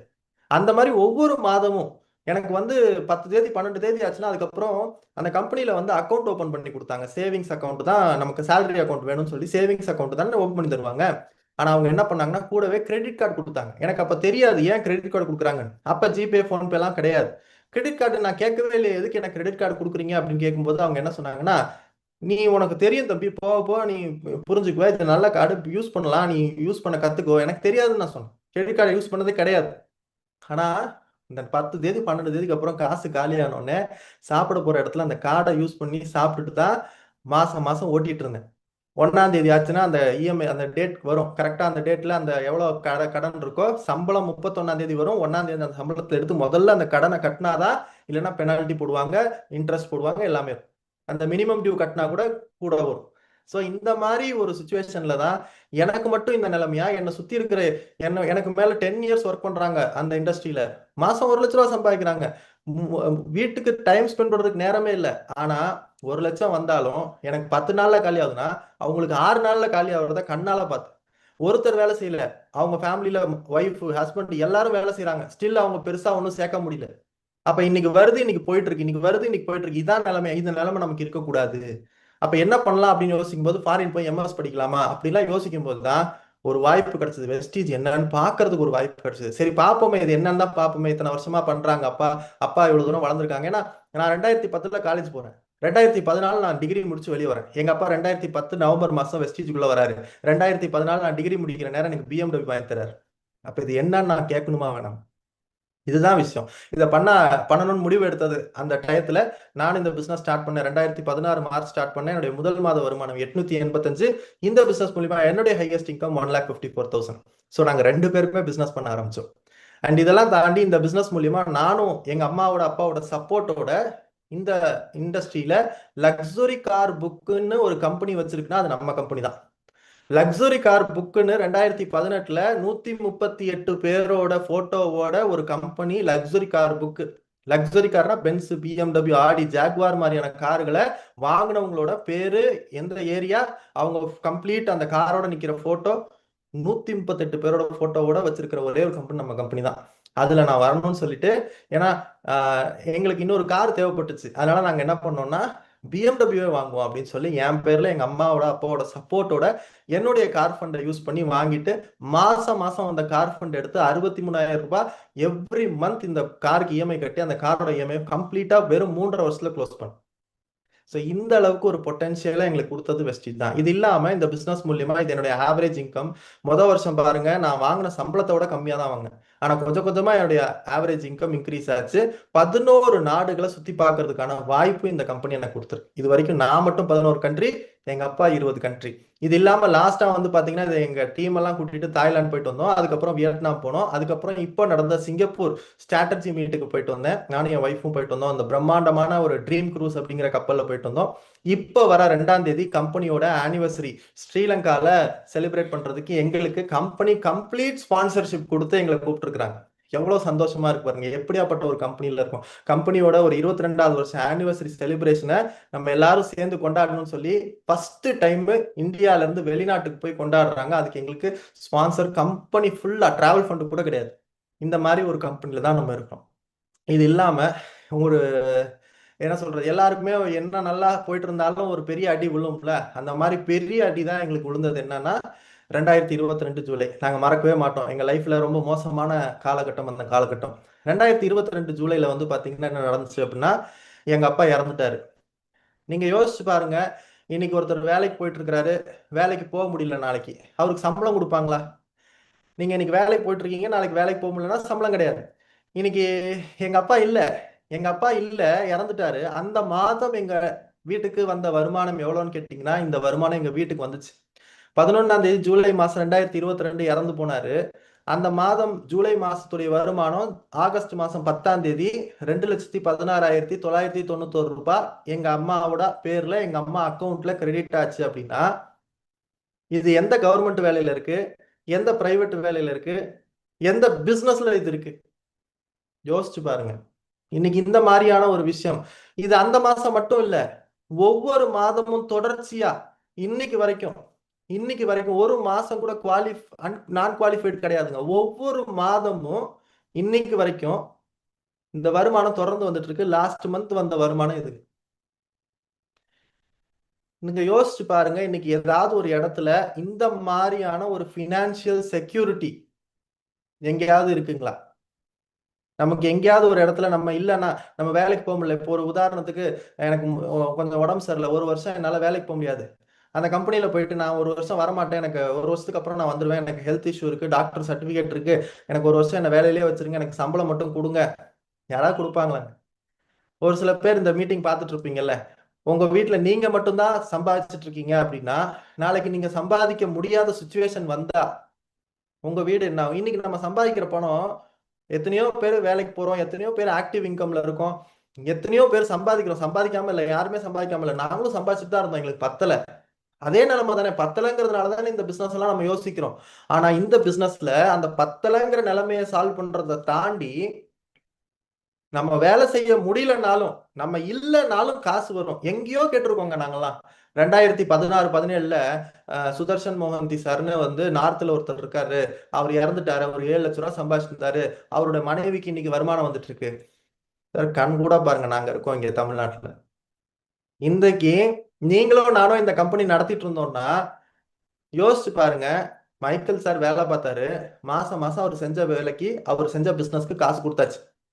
அவர் இன்னைக்கு இல்ல, அவருக்கு கீழே ஒரு பெரிய நெட்வொர்க் இருக்கு. அந்த நெட்வொர்க்ல யாருக்கு என்ன தேவையோ அவங்க ஐடியில வாங்கிக்கிறாங்க. யார் இந்த பிசினஸ் பண்றாங்களோ அவங்க பிசினஸ் பண்றாங்க. அதுக்கு அவங்கவுங்களுக்கு காசு கொடுத்துட்றோம். எதுக்கு மைக்கேல் சார் இல்ல, மைக்கேல் சார் வீட்டுக்கு எதுக்கு காசு கொடுக்கணும்னு இந்த நிறுவனம் யோசிப்பாங்களா மாட்டாங்க? நம்ம நிறுவனம் நடத்தினோம்னா நம்ம யோசிக்கலாமா கூடாதா? அப்படித்தானே வெளியே இருக்கு எல்லாமே. ஆனா இன்னைக்கு இந்த நிறுவனம் அப்படி யோசிக்கல. இந்த நிறுவனத்தை நீங்க எப்படி பார்க்கணும் தெரியுமா? இன்னைக்கு இந்த இந்த உலகத்துல இப்படி ஒரு மேனேஜ்மெண்ட் பாலி சார் மாதிரி ஒரு மனுஷனை பார்க்கவே முடியாது. அந்த மாதிரி ஒரு கடவுளுக்கு நிகரான ஒரு பர்சன் அவர். ஏன்னா நம்ம எப்படா காலியாகும், எப்படா திண்ணைய பிடிக்கலாம் அப்படின்னு தான் இன்னைக்கு உலகம் இருக்குது.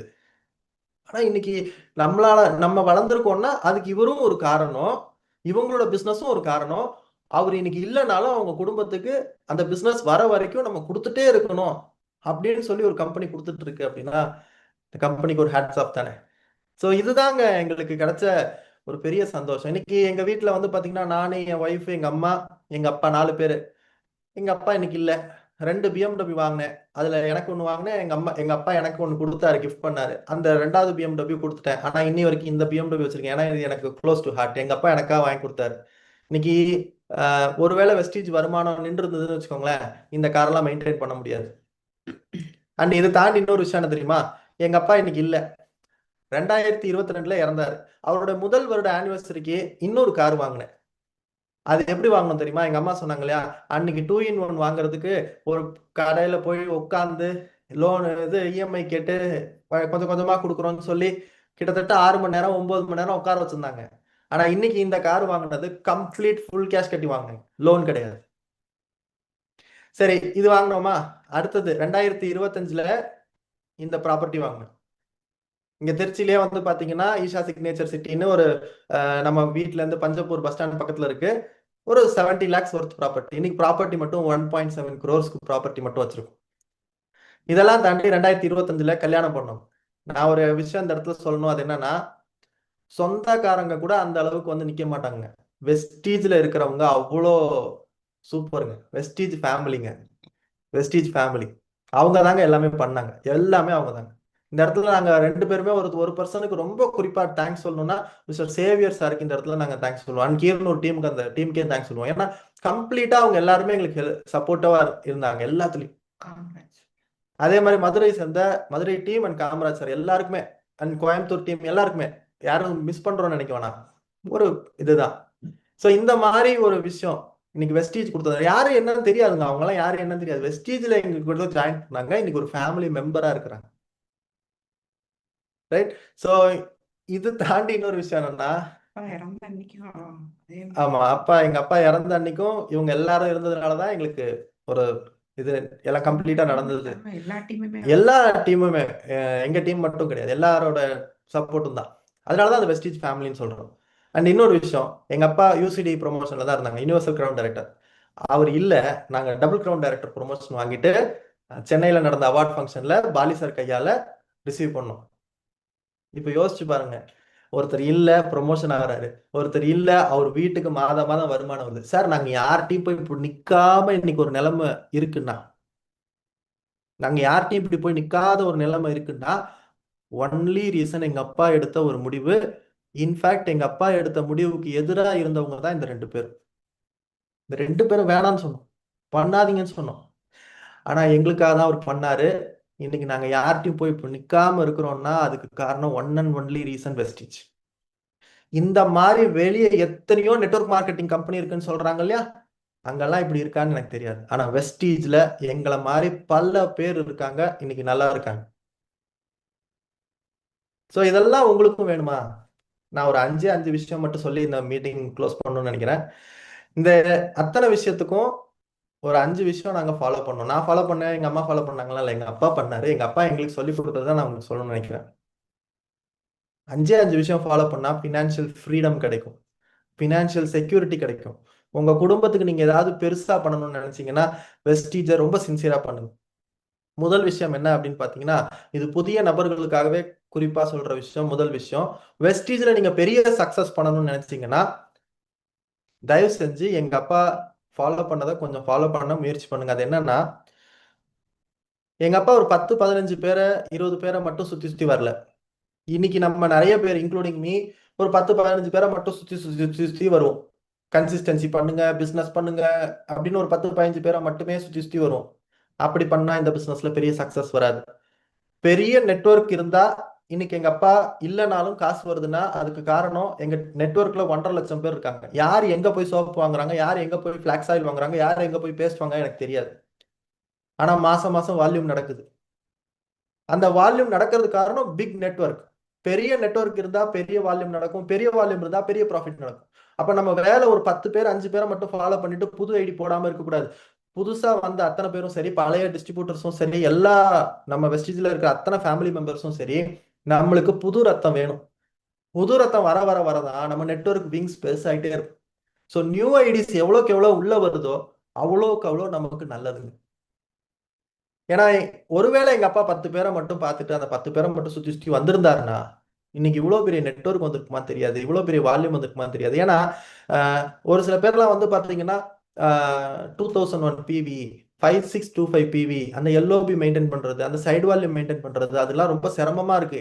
என் டீம்லயும் இருக்கு, எல்லாருக்கும் இருக்கு. ஏன்? ஏன்னா அந்த நெட்வொர்க்ல பெரிய லிஸ்ட் இல்ல, நெட்வொர்க் பெருசா இல்ல, புது நபர்களை பாக்குறது இல்ல. அப்ப புது நபர்களை பார்த்தோம்னா சைடு வால்யூம்லாம் ஒரு மேட்டரே இருக்காது, அது ஒரு ப்ரெஷராகவே இருக்காது, ஒரு ப்ளஷரா இருக்கும், ஜாலியா பண்ணலாம். அது ஒரு ப்ரெஷராகவே இருக்காது, ப்ளஷரா இருக்கும். புது ஐடிஸ்க்கு நம்ம நிறைய ஃபோக்கஸ் பண்ணணும். இன்னைக்கு கம்பெனி நமக்கு நிறைய சப்போர்ட் பண்றாங்க. Consistency offer, repurchase offer, joining offer, இன்னைக்கு என்ன வேணும் எல்லாமே பண்றாங்க வெஸ்டீஜ்ல. நம்ம செய்ய வேண்டியது என்ன? நம்ம நெட்வொர்க்கை பெருசாக்கணும். ஒருவேளை நெட்வொர்க்கை பெருசாக்காம ஒரு சில பேர்லாம் சேல்ஸ்ல ரொம்ப சூப்பரா இருப்பீங்க.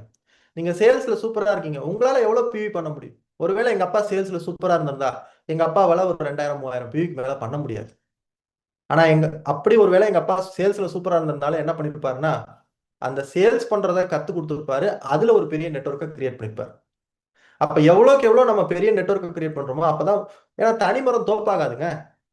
இந்த பிசினஸே வந்து நெட்வொர்க் மார்க்கெட்டிங்.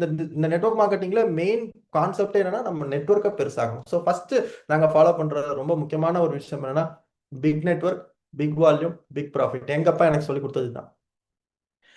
அண்ட் அடுத்தது இதை ஏன் இன்னும் ரொம்ப ஸ்ட்ராங்கா நம்ம சொல்றோம்னா, நம்ம இன்னைக்கு பிரச்சனைக்கு வேலை செய்யலைங்க.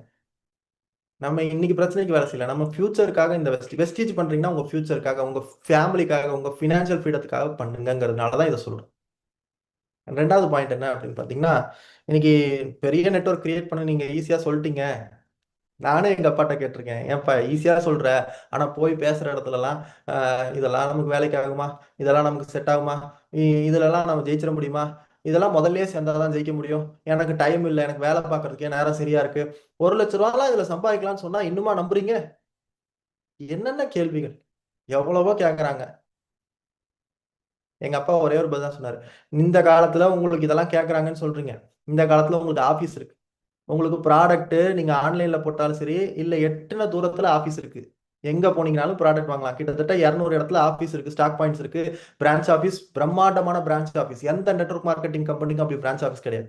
சப்போர்ட் பண்றதுக்கு ஆள் இருக்கு, ட்ரைனிங் கொடுக்கறதுக்கு சேல்ஸ் மேனேஜர்ஸ் இருக்காங்க, அசோக் சார் இருக்காங்க, இன்னைக்கு நம்ம தமிழ்நாட்டுல பாஷா சார் இருக்காங்க, செந்தில் சார் இருக்காங்க, பிரியா மேடம் இருக்காங்க, இப்படி ட்ரைனர்ஸ் இருக்காங்க. இதெல்லாம் தாண்டி ராஜன் சார் எவ்வளவோ ட்ரைனிங்ஸ் கொடுக்குறாரு. இதெல்லாம் தாண்டி நம்ம லீடர்ஸ் இன்னைக்கு ஏகப்பட்ட பேர் ஜெயிச்சவங்க இருக்காங்க. இன்னைக்கு டியூஸ்டே ட்ரைனிங் எத்தனாவது வாரம்னு கேட்க மறந்துட்டேன் நான். ஆனா எனக்கு தெரிஞ்சு ஒரு ஒரு 8 9 மாசமா நடந்துட்டு இருக்கு. கிட்டத்தட்ட ஒரு 50 எபிசோடுக்கு மேல இதை பண்ணியிருக்கோம். எனக்கு தெரிஞ்சு இதுல நியர்லி வந்து பாத்தீங்கன்னா 35 to 40 பீப்புள் வந்து ஜெயிச்சவங்களோட ஸ்டோரியை தான் ஷேர் பண்ணிருக்காங்க. ஒரு 10 15 தான் வந்து பாத்தீங்கன்னா அக்ரி சம்பந்தமாவோ இல்ல ட்ரைனிங்கோ நடந்திருக்கும். அப்ப 30 பேருக்கு மேல இன்னைக்கு ஏற்கனவே வெஸ்டீஜ்ல 1,50,000 மேல சம்பாதிக்கிறவங்க இருக்கிறாங்க. இன்னைக்கு ரெக்கார்ட் இருக்கு. எங்க அப்பா என்கிட்ட கேட்டதுதான், இன்னைக்கு நான் பேசிருக்கேன்டா, நான் கார் வாங்கியிருக்கேன்டா, ராஜன் சார் வாங்கியிருக்காரா, இன்னைக்கு நிறைய பேர் ஃபருக் சார் வாங்கியிருக்காங்க, இப்படி நிறைய பேர் வாங்கியிருக்காங்க, இவ்வளவு ரெக்கார்ட் இருக்கு. நாங்க ஆரம்பிக்கும் போது ரெக்கார்டே இல்லையே தம்பி. நாங்க இந்த பிசினஸ் ஆரம்பிக்கும் போது இந்த கேள்வி எல்லாம் கேட்காம இருந்திருப்பாங்களா? கண்டிப்பா கேட்டாங்க. எப்படி வேலை செஞ்சோம், எப்படி முறியடிச்சோம், இதுல வேலை அதிகமா இருக்கு, இதுல என்னால ஜெயிச்சிட முடியுமா அப்படிலாம் என்ன கேட்காம இருந்திருப்பாங்களா? அதெல்லாம் தாண்டி வந்தா தான் சக்சஸ். அதுக்கு பொறுமை வேணும். அதுக்கு நம்ம யோசிக்கிற விஷயம் என்னவா இருக்கணும் அப்படின்னு எங்க அப்பா எனக்கு சொன்னது என்னன்னா, 2010 நவம்பர் மாசம் இந்த பிசினஸ் ஸ்டார்ட் பண்ணும்போது எங்க அப்பா முதல் 12 பேர் கீழ இருந்து மேல பார்த்தவங்க எல்லாம் இருக்கிறாங்க, ரிஜெக்ட் பண்ணவங்க எல்லாம் இருக்கிறாங்க. அப்ப எங்க அப்பா யோசிச்ச விஷயம், கொடுக்குற காசுக்கு ப்ராடக்ட் வருது, இந்த காசை எங்கேயோ ஒரு இடத்துல போய் soap, paste, hair oil, tea தூள், ஷாம்புன்னு நம்ம எங்கேயோ ஒரு இடத்துல கொண்டு போய் கொடுக்க தான் போறோம். நானும் கொடுக்க தான் போறேன், நீங்களும் கொடுக்க தான் போறீங்க, நம்மளை சுத்தி இருக்கிற ஃப்ரெண்ட்ஸ், ரிலேட்டிவ்ஸ் எல்லாருமே கொடுக்க தான் போறோம். நல்லதா கெட்டதான் தெரியாம வாங்கிட்டு இருக்கோம். ஆனா இங்க கொடுக்குற காசுக்கு நல்ல ப்ராடக்ட் வருது. விலை அதிகம்னு சொல்றாங்க. சட்டை 250 ரூபாய்க்கும் இருக்கு, சட்டை 1500 ரூபாய்க்கும் இருக்கு, சட்டை 4000 ரூபாய்க்கும் இருக்கு. இந்த சட்டை இந்த இந்த சட்டைக்கு இந்த காசு நம்ம கொடுக்கலாமா, குவாலிட்டியா இருக்கா அப்படின்னா நம்ம கொடுப்போம்ல. அதே மாதிரி இந்த ப்ராடக்ட் நல்லா இருக்கு, இந்த ப்ராடக்ட் நல்லா இருக்குங்கிறப்போ இந்த காசு கொடுத்து வாங்கிட்டு இதுல இருக்கிற பிசினஸ் ஆப்பர்ச்சுனிட்டியை பயன்படுத்தினா நம்ம எத்தனை வருஷம் இருக்கிற பிரச்சனையும் சரியாகும்னா நம்ம இதுல சொல்றதுக்கு என்ன. அவரு வேணான்னு ஃபர்ஸ்ட் பாயிண்ட் எங்க அப்பா எனக்கு சொல்லி கொடுத்தது என்னன்னா, வேணான்னு சொல்றாங்கன்னா கவலைப்படாத, ஏத்துக்கோ. வேணான்னு சொல்லட்டும். வேணான்னு சொல்றவங்க இந்த சொசைட்டில இருக்கணும். இல்லைன்னா எல்லாருமே என்ன ஆயிடுவாங்க, கோடீஸ்வரர் ஆயிடுவாங்கல்ல. வேணான்னு சொல்றவங்க இருப்பாங்க, அவங்கள பத்தி கவலைப்படாது. அவங்களுக்கு என்ன சொல்லி கொடுக்கணுமோ, என்ன புரிய வைக்கணுமோ அதை செய், ஃபாலோ பண்ணு. ஆனா நீ விட்டுறாத. நீ விட்டுட்டனா உன் லைஃப் போயிடும். அப்ப நீ விடாம, அதனாலதான் சார் இந்த பிசினஸ்ல நான் ஸ்டார்ட் பண்ணும் போதும் ஏகப்பட்ட ஃபெயிலியர் பார்த்தேன். இன்ஃபேக்ட் சொல்ல போனா மொதல் 2 வருஷம் பெரிய இன்கமே கிடையாது. ஆனா இந்த பிசினஸ் இன்னி வரைக்கும் விடாம பண்ணிட்டு இருக்கோம்னா அதுக்கு காரணம் நம்மளால யாருக்கும் நஷ்டம் இல்லை, நம்மளால யாருக்கும் கஷ்டம் இல்லை, நம்ம யாரையும் ஏமாத்தல, பொய் சொல்ல, திருடல. நம்ம கொடுக்குற காசுக்கு பொருள் வருது, அவங்களும் கொடுக்குற காசுக்கு பொருள் வரப்போகுது. அவங்களுக்கு வரக்கூடிய ஆப்பர்ச்சுனிட்டி நம்மளால கிடைக்கக்கூடிய ஒரு மிகப்பெரிய புண்ணியம், அவங்க லைஃபையே சேஞ்ச் பண்ண போற ஆப்பர்ச்சுனிட்டி. அப்ப அதுக்காக இன்னும் சொல்லப்போனா நிறைய பேர் என்னாலதான் எனக்கு மேல இருக்கிறவங்க சம்பாதிக்கிறாங்க, இல்ல சார். நம்ம தான் அவங்களுக்கு வாய்ப்பு கொடுக்குறோம், அவங்க சம்பாதிச்சதுக்கு அப்புறம் தான் நமக்கு காசு வருது. இதெல்லாம் நீங்க கொஞ்சம் உங்களோட கண்ணை திறந்து காது திறந்து கொஞ்சம் உங்க அப்ளைனோட உட்காந்து கேட்டீங்கன்னா வெஸ்டீஜ் மாதிரி ஒரு பியூட்டிஃபுல் பிளாட்ஃபார்ம் பார்க்கவே முடியாது. அதனாலதான் இந்த 22 வருஷத்துல எந்த கம்பெனியும் சாதிக்காத விஷயங்களை இன்னைக்கு வெஸ்டீஜ் சாதிச்சிருக்கு.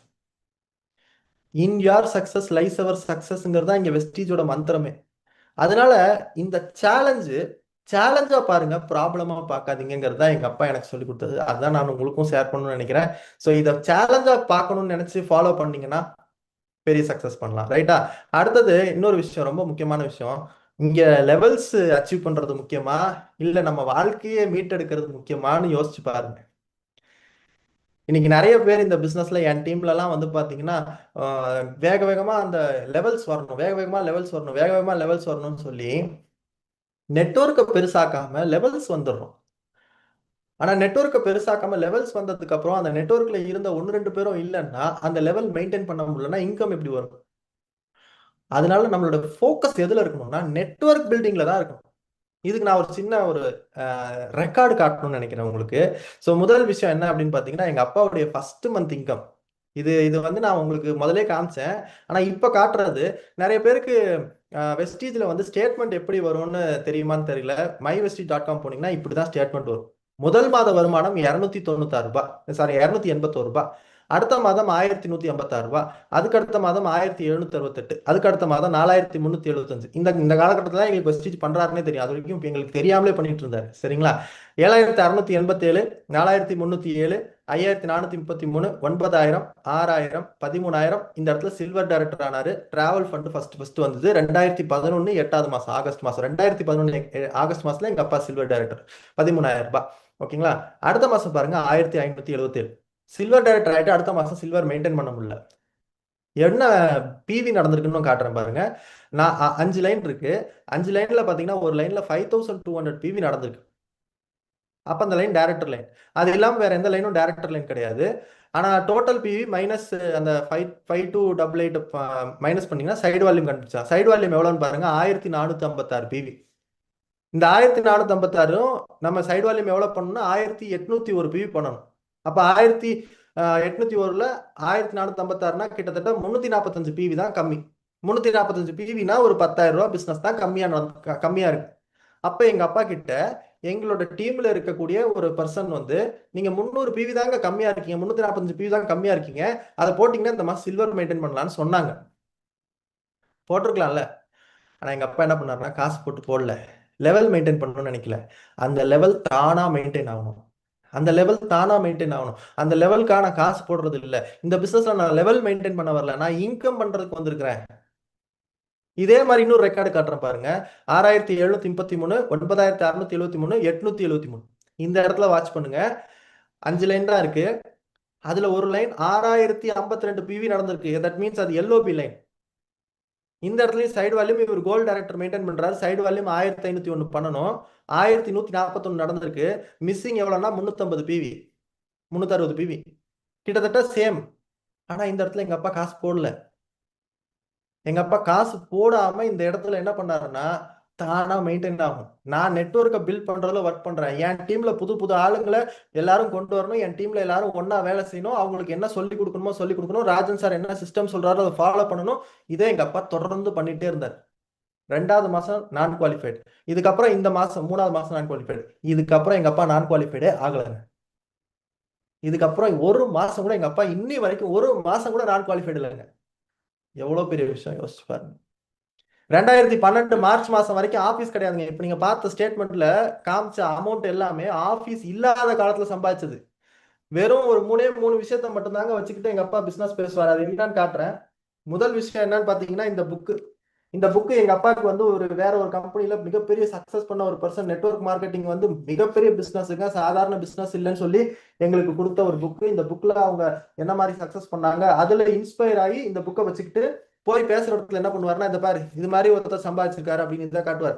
அதுக்கப்புறம் என்ன காமிப்பாரு அப்படின்னு பாத்தீங்கன்னா, நம்ம ராஜன் சார் ஸ்டேட்மெண்ட்டை ஒரு பிடிஎஃப் மாதிரி சார் கொடுத்ததை வந்து கம்ப்யூட்டர் சென்டர்ல போய் பிரிண்ட் அவுட் போட்டுட்டு அவரோட ஸ்டேட்மெண்ட்டை ஒவ்வொரு பக்கமா காமிப்பார்.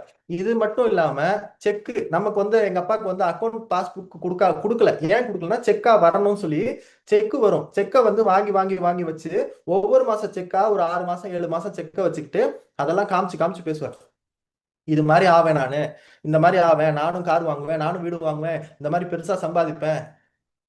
ஆபீஸ் கிடையாதுங்க. எங்க நின்று பேசுவோம்? டீ கடை, ரோட்ல, யார் வீட்லயாவது போய் உட்காந்து இப்படிதான் பிசினஸ் பண்ணாரு.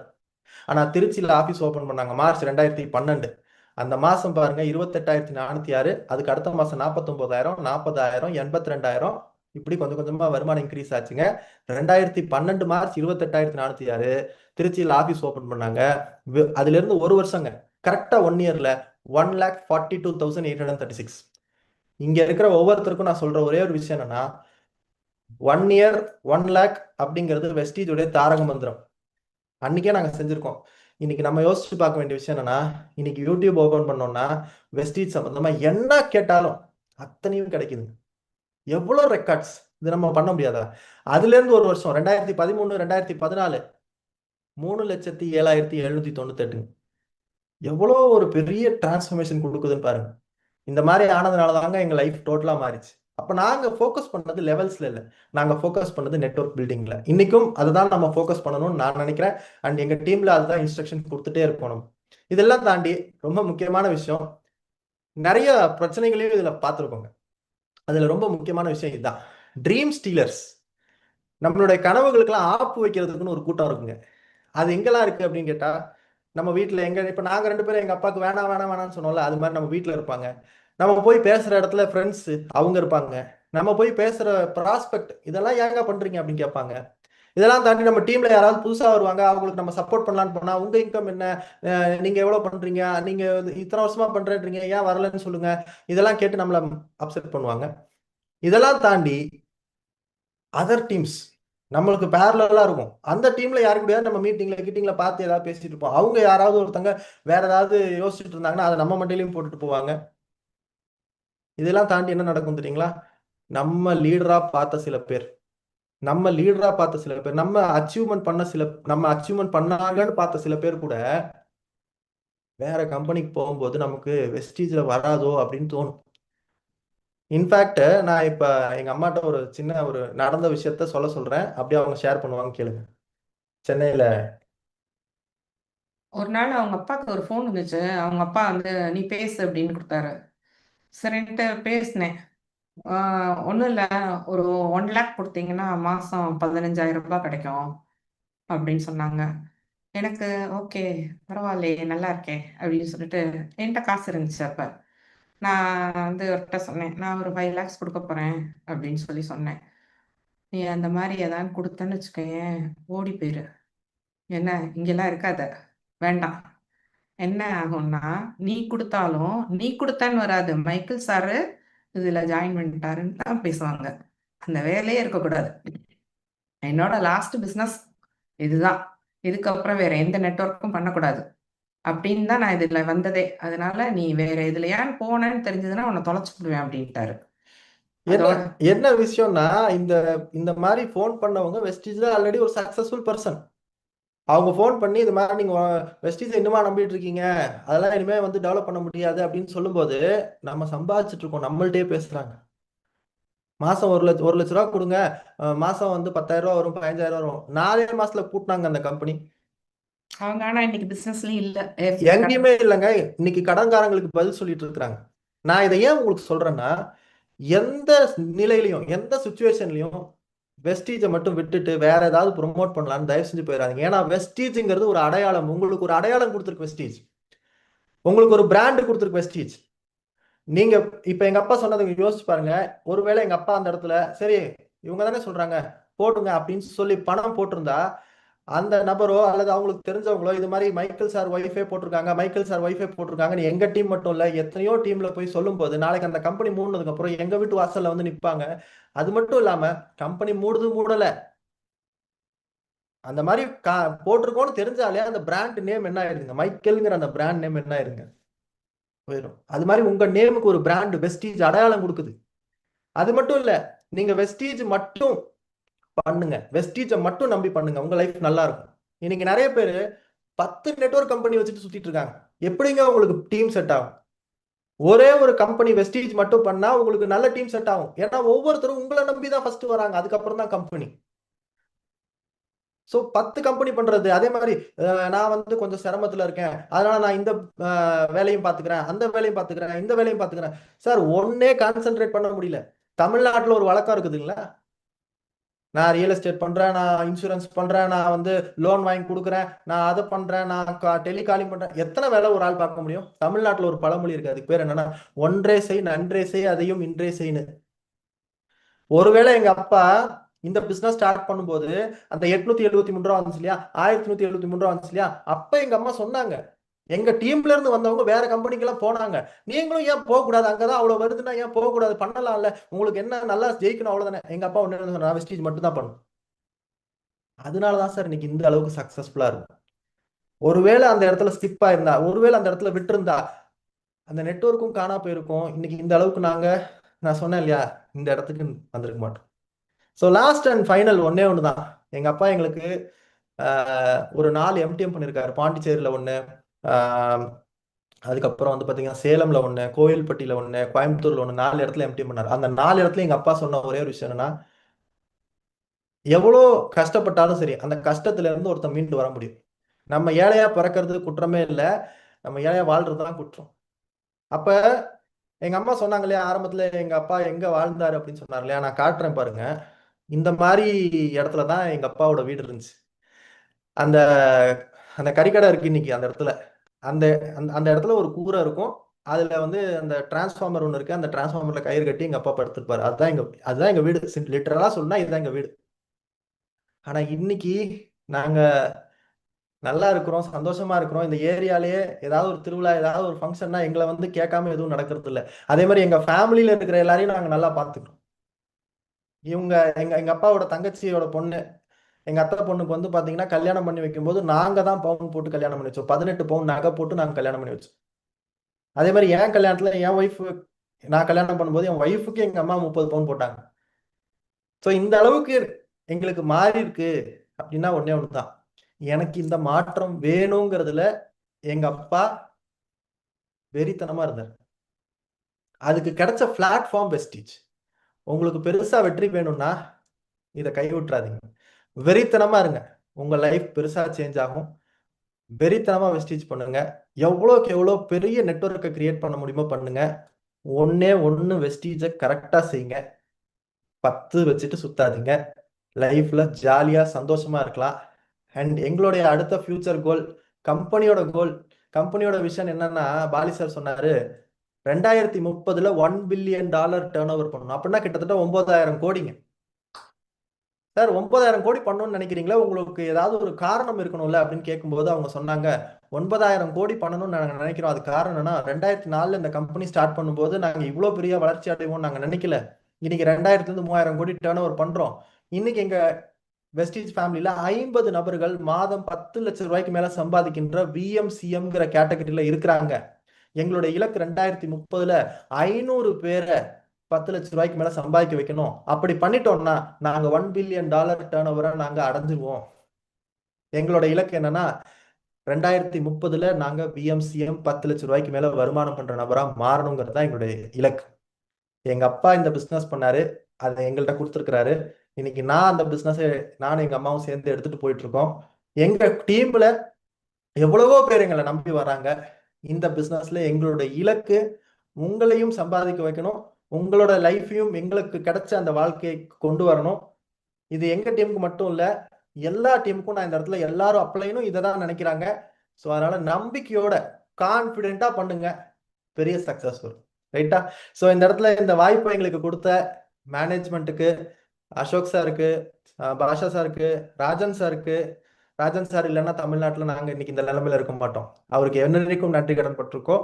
இதெல்லாம் தாண்டி இந்த கம்பெனியில் இருக்கக்கூடிய எல்லா லீடர்ஸ்க்கும் அண்ட் இதெல்லாம் தாண்டி management Pali sir, Deepak sir and Kanwar sir, இவங்க 3 பேரும் என்னன்னைக்கும் சூப்பரா சந்தோஷமா இன்னும் மேல மேல நமக்கு நிறைய விஷயங்களை செய்யறதுக்கு ரெடியா இருக்காங்க. அவங்களுக்கு என்னன்னைக்கும் நாங்கள் நன்றி கடனா இருக்கோம். அண்ட் ஃபைனலா எங்களுடைய டீம் பார்ட்னர்ஸ், எங்களுடைய டீம்ல இருக்கிற ஒவ்வொரு பார்ட்னர்ஸ்க்கும் நாங்க இந்த இடத்துல நன்றி கடன் பட்டிருக்கோம். உங்களுடைய டெவலப்மெண்ட்டுக்கு நாங்க என்ன வேணுமோ சப்போர்ட் பண்ணுமோ அத்தனையும் செய்ய ரெடியா இருக்கோம். ஸோ இந்த வாய்ப்பை கொடுத்த எங்களுக்கு இந்த டீச்சிங் டியூஸ்டேல பேசுறதுக்கான வாய்ப்பை கொடுத்து, அது மட்டும் இல்லாமல் இன்னைக்கு நிறைய பேருக்கு இந்த ட்ரைனிங் ஸ்டார்ட் பண்ண டேட்ல இருந்து நிறைய பேருக்கு சப்போர்ட்டிவா இருக்கு. நிறைய பேரோட வளர்ச்சிக்கு இது ஒரு பிளாட்ஃபார்மா இருக்கு. ஸோ இந்த பிளாட்ஃபார்ம்ல நாங்களும் பேசியிருக்கோம்னு நினைக்கும் போது ரொம்ப சந்தோஷமா இருக்கு. Thank you. Thank you. Wish you well. Thank you. Thank you so much. Thank you so much, such a wonderful presentation and wonderful experience sharing. So இந்த மாதிரி ஒரு அற்புதமா டீச்சிங் டியூஸ்டே பண்ணி கொடுத்துருக்க நம்ம மைக்கேல் அண்ட் சாவித்ரி மேம்காக ஒரு மிகப்பெரிய நன்றிகள் மேனேஜ்மெண்ட் சார்பாக. கண்டிப்பாக இந்த டீச்சிங் டியூஸ்டே ஒரு மிகப்பெரிய பிளாட்ஃபார்மா இருக்குன்னு நாங்கள் நம்புறோம். ஸோ இது நிறைய டெவலப் பண்ணுறதுக்கும் இது அப்கிரேட் பண்ணுறதுக்கும் நிறைய விஷயங்கள் நம்ம ட்ரை பண்ணிகிட்டே இருக்கோம். ஸோ இந்த டீச்சிங் டியூஸ்டேயோடைய நெக்ஸ்ட் மைல் ஸ்டோனா நிறைய டாப் லீடர்ஸ் மட்டும் இல்லாமல் மேனேஜ்மெண்ட் டீமும் இன்னைக்கு அவங்கள ப்ரிஃபர் பண்ணி ஸோ தமிழ்நாடு கனெக்ட் பண்ணுறதுக்கு வி வில் யூஸ் டீச்சிங் டியூஸ்டேன்னு சொல்கிறாங்க. So we feel very proud about this things to do this teaching Tuesday. So கண்டிப்பாக இதோட வளர்ச்சிகள் அடுத்த கட்ட நோக்கி போயிட்டு இருக்கும். ஸோ இதில் மிக முக்கியமான பங்கு என்ன அப்படின்னா, ஸோ இன்னைக்கு இருக்க டீச்சிங் டியூஸ்டே மாதிரியே நிறைய டீச்சிங் டியூஸ்டேஸ் உங்களுக்கு யூஸ்ஃபுல்லாகவும் தென் உங்களோட டீம் டெவலப்மெண்ட்டுக்காகவும் உங்களோட புது நெட்வொர்க் டெவலப்புக்காகவும் கண்டிப்பாக அப்கமிங் டேஸில் இருக்கும் நம்புறேன் நான். ஸோ இன்னைக்கு ஒரே இன்ஃபர்மேஷன் மட்டும் உங்க கூட ஷேர் பண்ணிக்கணும்னு நினைக்கிறேன். ஸோ இன்னைக்கு வெஸ்டீஜில் இருக்கக்கூடிய தமிழ்நாடு அப்டேட்ஸை நீங்கள் நிறைய தெரிஞ்சுக்கிறதுக்காக நம்ம ஒரு அஃபிஷியல் சேனல் வச்சுருக்கோம். ஸோ அது வாட்ஸ்அப் சேனல். ஸோ இன்னைக்கு ப்ராட்காஸ்ட்ல நிறைய இன்ஃபர்மேஷன்ஸை நம்மளால ஷேர் பண்ண முடியல. So because of the limited we can able to send the messages to everyone. So limited message மட்டும் தான் ஷேர் பண்ண முடியும். ஸோ இந்த வெஸ்டீஜ் டிஎன் அஃபிஷியல் பேஜில் நீங்கள் ஜாயின் பண்ணிட்டீங்க அப்படின்னா உங்களுக்கு தமிழ்நாடு முழுக்க நடக்கக்கூடிய எல்லா விதமான மீட்டிங் ட்ரைனிங்ஸ் அப்டேட்ஸையும் நீங்கள் தெரிஞ்சுக்கலாம். ஸோ இந்த சேனலுக்குள்ள ஆட் ஆகிட்டீங்க அப்படின்னா உங்களுக்கு கண்டினியூ அப்டேட்ஸ், கம்பெனி பற்றின அப்டேட்ஸும் அண்ட் டீச்சிங் டியூஸ்டே பற்றின அப்டேட்ஸும் இன்னைக்கு கம்பெனியில் அசோக் சார், தென் நான், பாஷா, தென் பிரியா, செந்தில் அண்ட் இவங்க எல்லாரும் பண்ணக்கூடிய எல்லா அப்டேட்ஸும் இந்த சேனல் மூலிமா அவங்க நான் ரீச் பண்ண முடியும். ஸோ உங்கள் டீம் மெம்பர்ஸ்க்கும் ஸோ உங்களுக்கும் ஒரு ரெக்வஸ்ட் என்ன அப்படின்னா, இந்த சேனலை கண்டிப்பாக வாட்ச் பண்ணீங்க அப்படின்னா உங்களோட அடுத்த ப்ரோக்ராமை நீங்கள் பவர்ஃபுல்லாக ஷெட்யூல் பண்ண முடியும். ஸோ இதே மாதிரி லைக் நம்மளுடைய வெஸ்டீஜோடைய இந்த டீச்சிங் டியூஸ்டேக்காக கிரியேட் பண்ண இந்த வெஸ்டீஜ் டிஎன்கிற யூடியூப் சேனலும் உங்களுக்கு மிகப்பெரிய சப்போர்ட்ல இருக்கும். தென் அக்ரிகல்ச்சர் அண்ட் ஸ்கின் கேர் இதுக்குமே தனித்தனி சேனல்ஸ் நம்ம வச்சிருக்கோம். ஸோ இந்த சேனல்ஸ்லயும் நீங்க என்ன பண்ணலாம் அப்படின்னா உங்களுடைய மீட்டிங் அண்ட் ட்ரைனிங்ஸை ஜாயின் பண்ணி கண்டக்ட் பண்ணிக்கலாம். ஸோ அதை இன்ஃபர்மேஷனை கேதர் பண்ணிக்கலாம். ஸோ இந்த இன்ஃபர்மேஷன்ஸோட இந்த மீட்டிங்கை நம்ம எண்ட் அப் பண்ணிக்கலாம். So once again I like to thank Savitri Michael ma'am for giving a great section, Gautam sir also. So இதே மாதிரி நிறைய யூஸ்ஃபுல்லான ட்ரைனிங் செக்ஷன்ல அவங்களை மீட் பண்ண ரெடியா இருக்கும். Wish you all the success. Wish you well. Thank you name. Thank you so much.